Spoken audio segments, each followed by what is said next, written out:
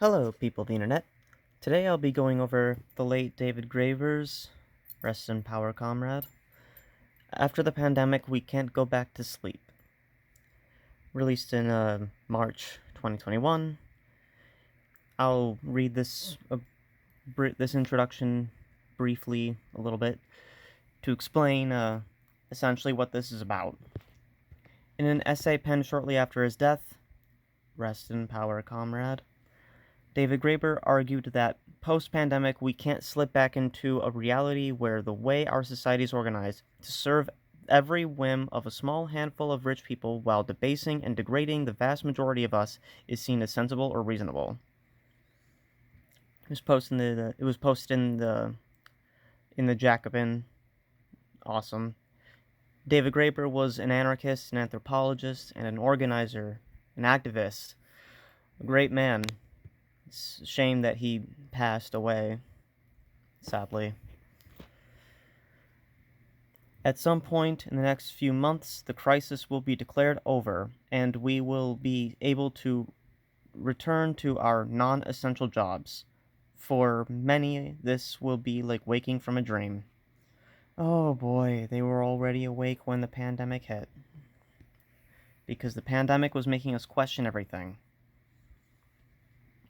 The media and political classes will definitely encourage us to think of it this way. This is what happened after the 2008 financial crash. There was a brief moment of questioning, what is finance anyway? Isn't it just other people's debts? What is money? Is it just debt too? What's debt? Isn't it just a promise? If money and debt are just a collection of promises we make to each other, then couldn't we just as easily make different ones? The window was almost instantly shut by those insisting we shut up, stop thinking, and get back to work, or at least find a job of some kind. Essentially, they don't want us to question capitalism. The bourgeois don't want us to question the system as it runs. Because if we did, we might start to work towards our actual interests. The interests being we can obviously work collaboratively, cooperatively, collectively for the benefit of all instead of for the benefit of a few. Last time, most of us fell for it. This time, it is critical that we don't. Because in reality, the crisis we just experienced was waking from the dream. A confrontation with the actual reality of human life, which is that we are a collection of fragile beings taking care of one another, and those who do the lion's share of the care work that keep us alive are overtaxed, underpaid, and daily humiliated. And every large proportion of the population don't do anything at all but spin fantasies, extract rents, and generally get in the way of those who are making, fixing, moving, transporting things, and tending to the needs of other living beings. Absolutely true. The bourgeois don't actually do anything. They make lip service claims that their investments are creating jobs and are therefore giving people means to work, but if we owned all of the means to work, if we owned the means of production, we wouldn't have to rely on them, and therefore we could all work for ourselves. We don't need any of these privileged classes of people at the top of some arbitrary hierarchy extracting our labor value. We should own the means of production and operate them democratically. It is imperative that we not slip into a reality where all this makes sense. An inexplicable sense. The way senseless things often do in dreams. Exactly. We cannot fall asleep. We must remember that capitalism is ruining us all and is ruining the world. How about this? Why don't we stop treating it as entirely normal that the more obvious one's work benefits others, the less one is likely to be paid for it? or insisting that financial markets are the best way to direct long-term investment, even as they are propelling us to destroy most of life on Earth. Yeah, very true. I agree.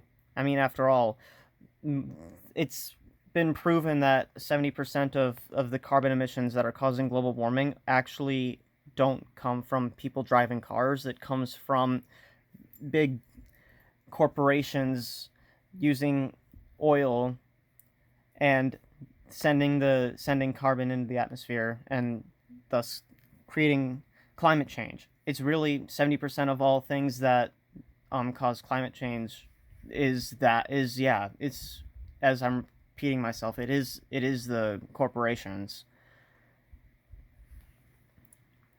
Why not instead, once the current emergency is declared over, actually remember what we've learned, that if the economy means anything, it is the way we provide each other with what we need to be alive, in every sense of the term.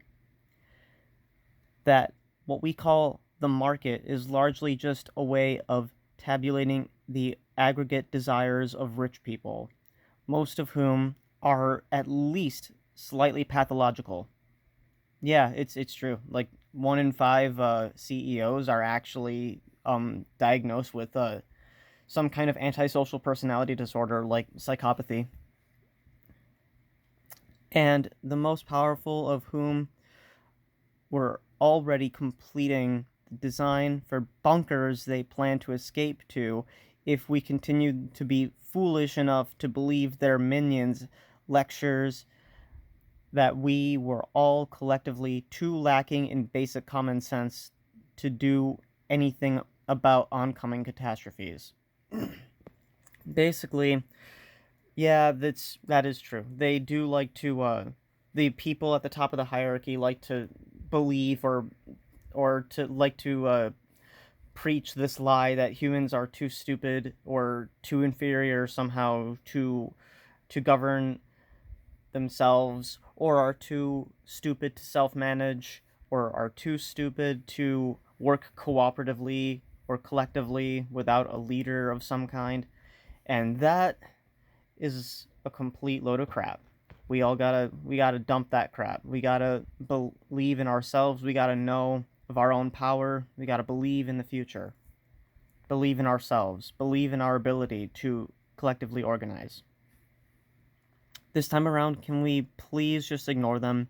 Most of the work we're currently doing is dream work. It exists only for its own sake, or to make rich people feel good about themselves, or to make the poor feel bad about themselves. And if we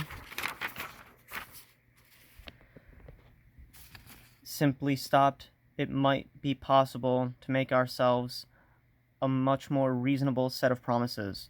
For instance, to create an economy that lets us take care of the people who are taking care of us. I agree. I agree completely. So I will reiterate. After the pandemic, we can't go back to sleep. We must recognize that we have far more power. We have far greater collective power. And if we realize this, we can work together. I mean, after all, during the pandemic, there were people who were making masks for free. Why can't we do that now? Why can't we just make things that we need to live? We don't need to rely on capitalist markets. We can do anything we need to do for the people, for us. As long as we own the means of production, we can. But not if the bourgeois own the means of production. After all, what work do they actually do? Nothing. They own. That's how they make their money. They own. They own us. They own our labor. They own the means of production and make us operate it for their profits. This system is irrational. Always has been. And I think that people are beginning to realize it. We need to keep that momentum going. We cannot let ourselves go back to sleep.